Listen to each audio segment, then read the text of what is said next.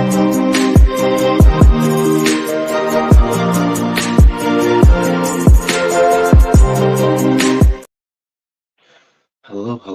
and welcome to another episode of TacoBytes, your daily bite of Degen, episode number 448.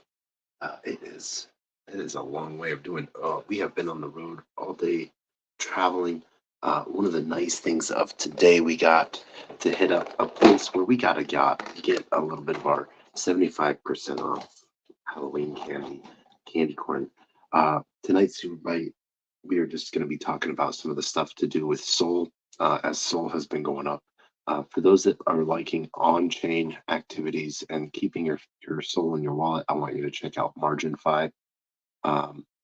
Lend borrow protocol. It allows you to sort of borrow against your Sol, taking a dollar value out without actually risking your collateral, as long as you stay within a good safety range, around 60% or so. There's a lot of different things there that you can do with that. What I've been doing with mine is I've been taking my Sol, staking it with Blaze Sol, getting B Sol in return. And then I've been taking that B Sol, depositing that B Sol for USDC, taking that USDC and then minting it on UXD. So I'm getting UXD rewards, and then I'm taking that UXD and I'm staking that UXD for UXP.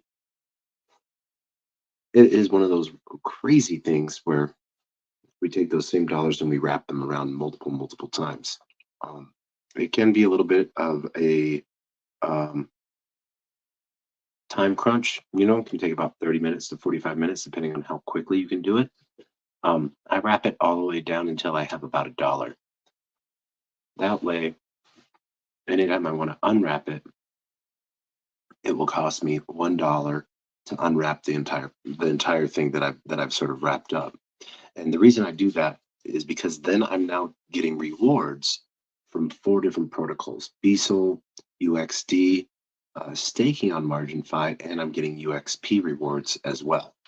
And that's just sort of one of those little degen tricks, of utilizing your capital in the best way possible. There's a lot of different opportunities coming out, but because things are ramping up so quickly, please be careful. There's a lot of scams popping up.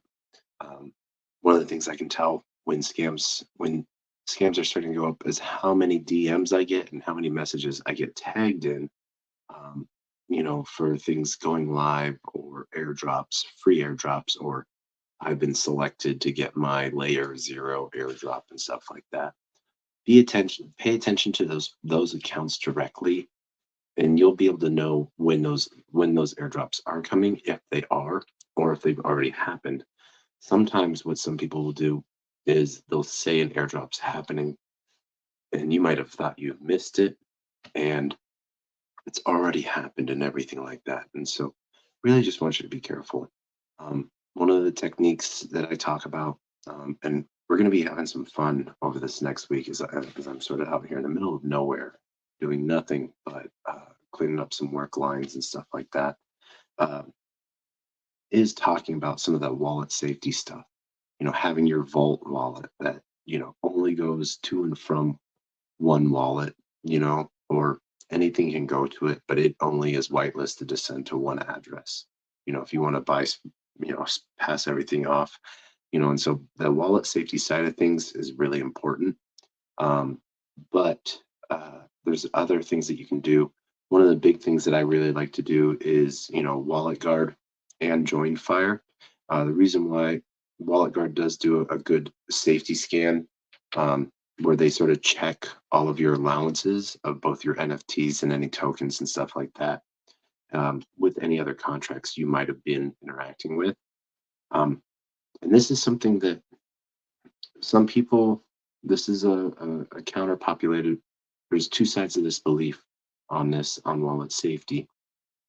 If you have not given up your seed phrase and you've not downloaded any malware onto your computer, like you've just clicked a link that drains your wallet, if you go through and you deauthorize these things, if you did a one-time click and you drained your wallet through click, you can actually save your wallet. Um, I recommend sometimes not using that wallet anymore, but you don't have to throw it away because you probably use that wallet for a lot of allow lists and stuff like that. And so it can just join that list of burner wallets, but you can go to revoke cache, or you can go to wallet guards security window and you can revoke all the contracts to it. By doing that, nothing has access. You're not giving any permissions to your wallet anymore. Um, doesn't mean that that's a bad wallet, but it is just in my generalized view and the way wallet securities are set up. Um, let's say you get robbed. Let's say your house gets robbed. You don't go and buy a new house and move into a new house if a few things are stolen. Same thing in Web3. If you just go and you learn how to tighten up your doors, so to speak. Um, and that's a sad thing. We see that all the time. We see people with huge wallets clicking on things, getting drained, and we don't really understand why they would have that. They're not practicing good wallet safety. Um, Sometimes they think that they need to have certain things in their wallet to get access to things, when really you just need delegate cache or warm wallet.xyz, which allows you to use your regular wallet, um, but then have all of your assets in your vault untouched. But then you get to have access to them, the privileges and stuff like that, using because it's a signed for wallet by your primary wallet. And so delegated wallet allows you to benefit from the assets you have without putting the assets you have at risk. Um, One of the things that we're doing over at Clopper is really sort of pushing that education piece on that, because what we're wanting assets to become more valuable. And by making assets more valuable, makes your portfolio more valuable, which you need more security on. So you're not going to want to go, um, you know, touch the rest of the world with your wallet that holds all of your valuables on it, but you still want to benefit from it. We see this happening with both Twitter. We see this with, um, Discord. You can have delegated wallets. This is how they did Dookie Dash. Delegated wallet, born wallet.xyz was a really cool protocol. And we're going to actually show you how to use that later this week. Um, but like I said, it's been a long day and we, you know, just getting in on the nick of time. And we hope that everyone's getting ready to have a good day and have a good weekend. Um, we see the market is up across the board. I think ETH is already hit 2,200, or it's about to. I think I saw it. One of my markers said it hit it today, so I'm not sure what time. Um, but just some really cool stuff. We're seeing the market take off. There's a lot of fear on some people stating that, um, and I see just real quick, complete side note. Oh my gosh, I got like spammed with like uh, 70 some odd messages. Yeah. Oh man, damn it. Let's see here. Oh my gosh, can you give my brother Leslie a shout out? Shout out to Leslie. Um, cool. All right. Wow. Yay. Uh, that is great. Anywho, um, huge shout out to those that are joining us on Twitter as we get ready to shut this down. You know, like I said, one of the things we're just going on is we're going to be covering up a lot of the next pieces on. Um, uh, wow. Okay, that is crazy pieces there. Um, so um, I don't know what's going on with YouTube. We're not dealing with YouTube tonight. Um, so yeah, nope. We've been traveling all day, and we finally got to our cabin in the woods, and so um, this is we're gonna have a fun week, getting a lot of things all set up. As we see the market start to go, I just want you to all be safe. There's some fun projects coming out. and a lot of degen shit is going on. We see some cool stuff from Grok. Look for the contract that starts at 0x8. I think there's like six that have popped up. 0x8 is the one that I bought into.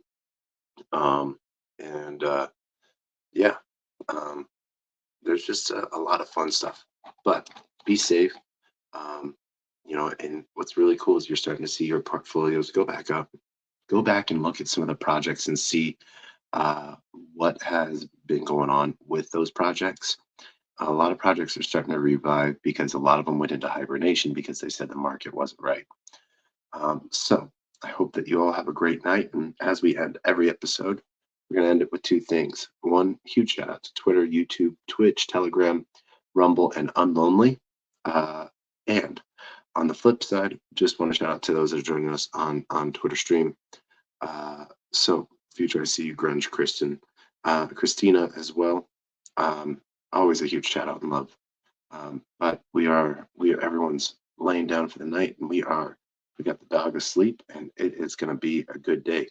So we will see you all on the flip side. And with that, a closed mouth cannot be fed, and you cannot feed a closed mouth. Meaning, if no one knows you're looking for opportunity, opportunity can never come a knocking. If opportunity does come knocking, no one answers. Uh, it's going to keep on walking. And with that, we end with the greatest, worst knock knock joke on the face of the planet, and that is knock knock. Who's there?